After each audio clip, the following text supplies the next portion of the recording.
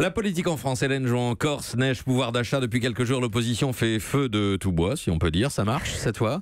Bien jusque-là, tout glissait ou presque sur les plumes du signe Macron, mais il pourrait suffire d'un coup de chaud sur la Corse, d'un coup de froid sur la France, d'un coup de blues sur le pouvoir d'achat pour que les oppositions retrouvent enfin la baraka.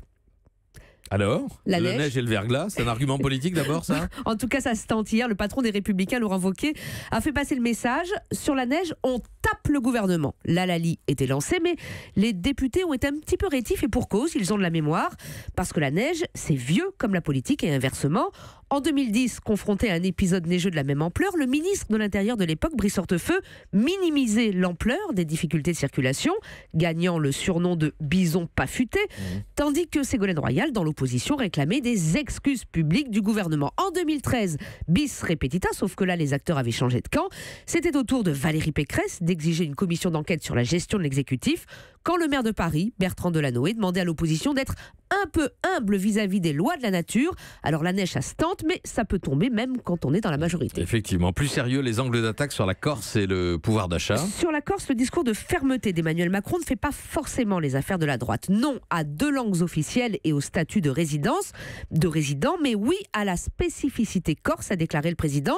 Alors certains trouvent que c'est déjà trop concédé à l'indivisibilité de la République, mais c'est surtout sur le pouvoir d'achat que les oppositions croient avoir trouvé le mistigris. 2 jours de suite, les 2 députés LR, victorieux des élections de dimanche, se sont fendus d'une question au gouvernement sur le sujet.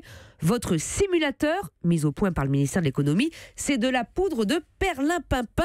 La gauche prêche la même chose dans le désert depuis un moment, mais là, bingo peut-être, car une fois les calculs faits, nombre d'entre vous se sont peut-être rendus compte que si la suppression de l'ISF et l'instauration de la flat tax s'étaient faites en un jour, eh bien la baisse des cotisations et la suppression de la taxe d'habitation à moyen terme ne compenseraient pas forcément les autres augmentations, CSG, tabac, etc.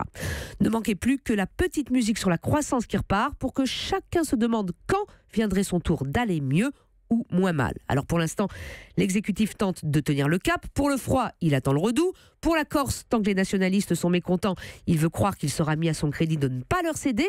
Et pour le pouvoir d'achat, il promet qu'il y songe pour plus tard.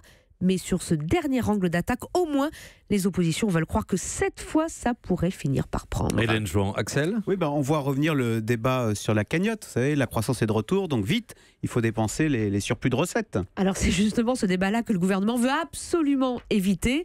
Bruno Le Maire, hier, a répété plusieurs fois que lui, il était pas pour jeter l'argent par les fenêtres. Donc la dette qui s'alourdit, c'est de l'argent jeté par les fenêtres. Ceci dit, le gouvernement a un allié objectif dans cette histoire, c'est la Cour des comptes qui hier a rappelé au gouvernement que la priorité des priorités, c'était bien la maîtrise des dépenses publiques. Donc pas de débat pour l'instant sur la cagnotte, même si politiquement ça commence à monter. On y revient dans le journal de 8h avec Daniel Fortin des Échos sur la mise en garde de la Cour des comptes. Et puis à 8h15 avec la présidente de la région Île-de-France, Valérie Pécresse, qui sera notre invitée. Mathieu Noël va nous le rappeler aussi tout à l'heure.